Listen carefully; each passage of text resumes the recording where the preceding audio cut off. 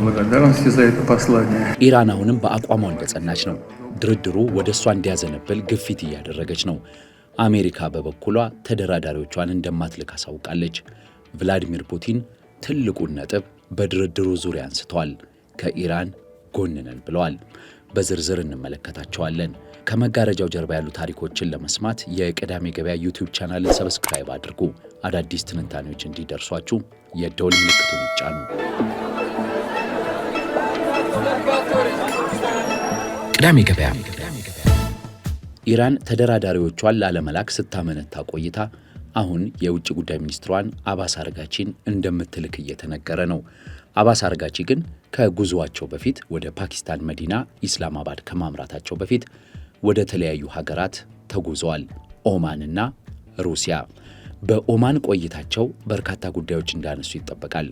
እንደሚታወቀው ኦማን የምትገኘው በሆርሙዝ ሰርጥ አዋሳኝ ቦታ ላይ ነው። ኦማን በባህረ ሰላጤው ሀገራት መካከል አሸማጋይ ተደርጋ የምትቆጠር የትልቅ ሰው ሀገር የሚሏት ሀገር ናት። ኦማን ኢራንንና አሜሪካን በማቀራረብ የድርድር በሩን የከፈተች በጄኔቫና በሞስካት ተከታታይ ድርድሮችን ስታከናውን የነበረች ቢሆንም ድርድሩ ሳይሳካ ወይንም ኢራን እንዳስታወቀችው አሜሪካ የድርድሩን መንፈስ ክዳና ወደ ጎን ትታ ጦርነት ተከፍቷል።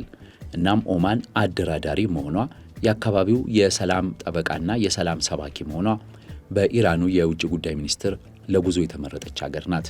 የአባስ አርጋቺ የኦማን ጉዞ ምን ነጥቦች አካቷል በሚል በመገናኛ ብዙሃን በርካታ ነጥቦች ቢነሱም አብዛኛዎቹ ላዩን የተጻፉ ናቸው። ዝርዝሩ ግን የሚከተሉትን ዋና ዋና ነጥቦች የያዘ ነው። የኢራን ጦር ባለፉት ሳምንታት ጦርነት ላይ የኦማንን ብዙ ኢላማዎች አልመታም።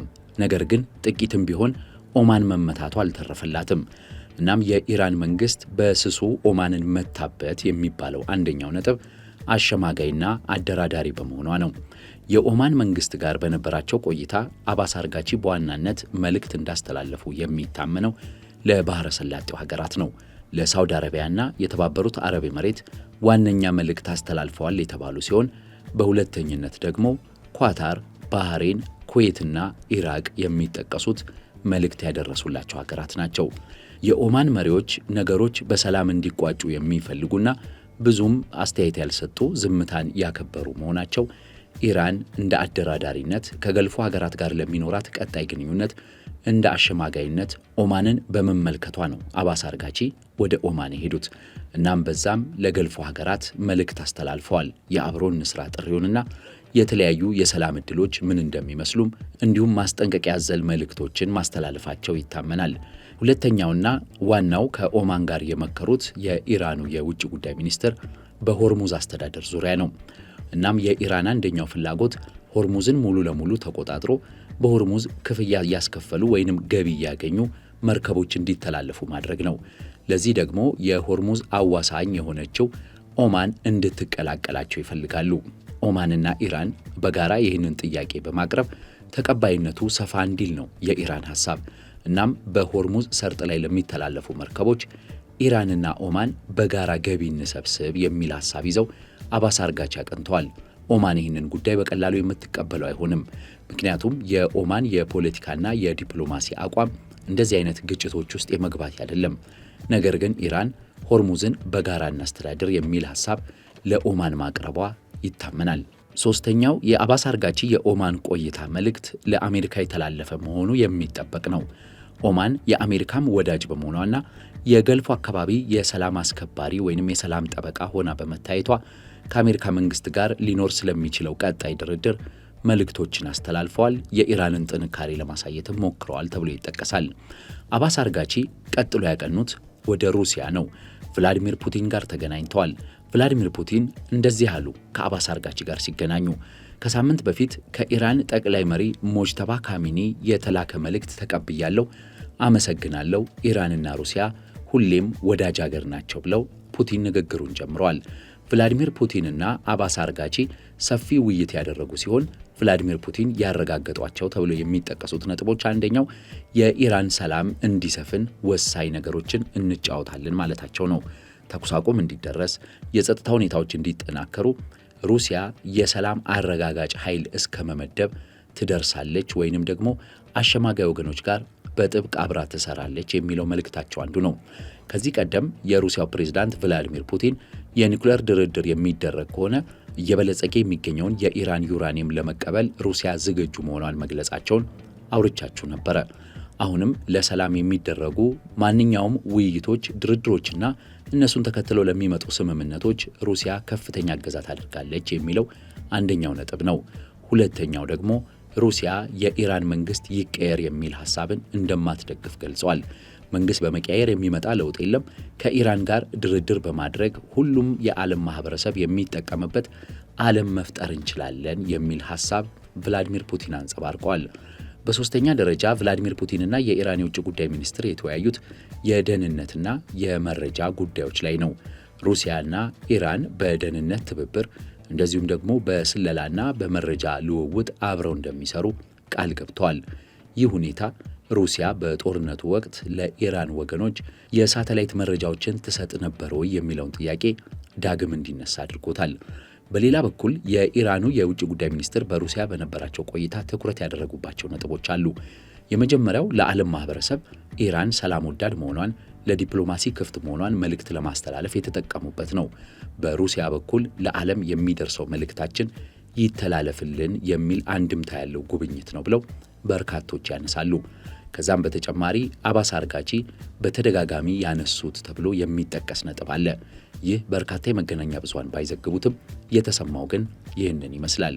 የኢራን መንግስት ሩሲያና ቻይና አሜሪካ ላይ ጫና እንዲያሳድሩ፣ ሩሲያና ቻይና የቀጣዩን የዓለም ልዕለ ኃያልነት መደላድል እንዲያስተካክሉና አሜሪካ ላይ ጫና በማሳረፍ የአሜሪካ አልበገር ባይነትና ማናለብኝነት እንዲረግብ ማድረግ ትችላላችሁ ብለው ሐሳብ ማቅረባቸው ይታመናል። ሩሲያና ቻይና ግን ይህን ነገር ይቀበሉታል ወይ?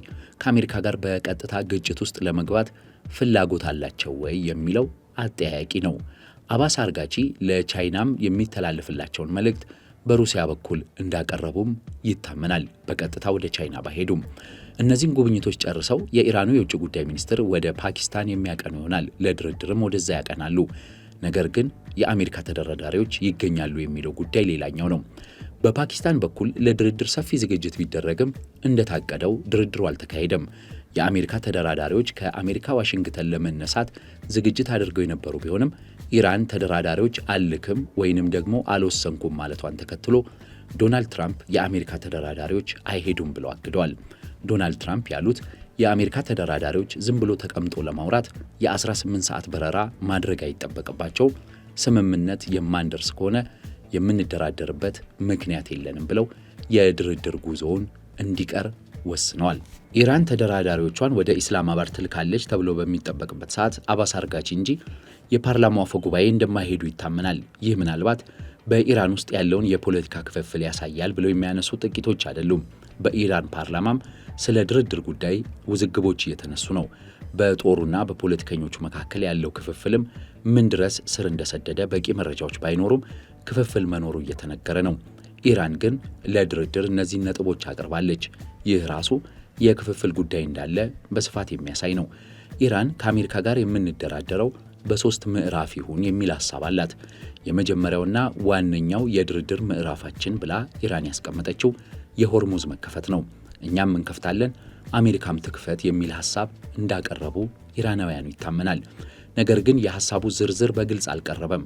ኢራን በሆርሙዝ ይከፈለኝ የምትለው ጉዳይ ይኑር አይኖር እስካሁን የታወቀ ነገር የለም።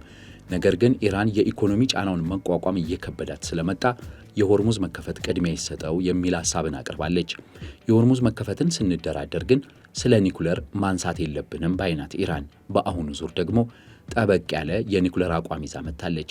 ስለ ኒኩለር የምናወራው በኋላ ላይ ነው። አሁን የመጀመሪያው ጉዳያችን ሆርሙዝን መክፈት፣ በሁለተኛነት ግጭቱን ማስቆምና ዳግም ግጭት እንደማይቀሰቀስ ማስተማመኛ መስጠት፣ እንደዚሁም ደግሞ የሆርሙዝን ጉዳይ ከኦማን ጋር በጋራ የምናስተዳድርበት ሁኔታ መፈጠር የሚለው ዋነኛ ትኩረታችን ነው ብለዋል። በሶስተኛ ምዕራፍ የኒኩለርን ጉዳይ እንመክርበታለን ብለዋል። አሜሪካኖቹ ይህንን የሚቀበሉት አይመስሉም። የአሜሪካ መንግስት የኢራን የመደራደሪያ ነጥብ በፓኪስታን ወገኖች ተልኮለት እየገመገመው ሲሆን ዶናልድ ትራምፕ እጅግ መበሳጨታቸውና መቆጣታቸው እየተነገረ ነው። ሆርሙዝን ኢራን በምንም መልኩ መቆጣጠር አትችልም። አንደኛ ዶናልድ ትራምፕ የሚያነሱት፣ ሁለተኛ ደግሞ ያለ ኒኩለር ስምምነት የምንደራደርበት ጉዳይ የለም የሚለው ሁለተኛው የዶናልድ ትራምፕ መከራከሪያ ነጥብ ነው። አንድ መረጃ በስተመጨረሻም ላካፍላችሁ። አሁን አሜሪካ ሆርሙዝን መዝጋቷን ተከትሎ የኢራን ኤክስፖርት 70 በመቶ ቆሟል።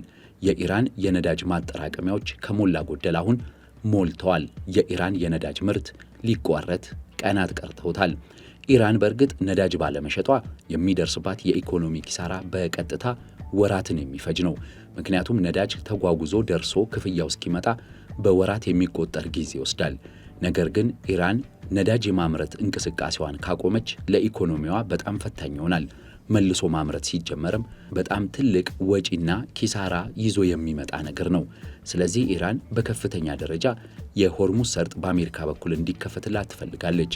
ነገር ግን የሆርሙዝ መከፈት ድርድር ጉዳይ የኒኩለር ጉዳይ ሳይገባበት ነው ማከናወን ያለብን የሚለው አቋሟ ኢራን አሁንም የተማመነችው ነገር እንዳለ ያሳያል፣ ወይንም ደግሞ ላለመሸነፍ እየሄደችበት ያለውን ርቀት ያሳያል ብለን መደምደም እንችላለን።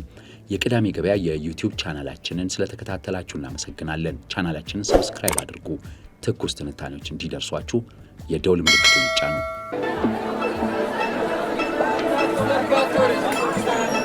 ቅዳሜ ገበያ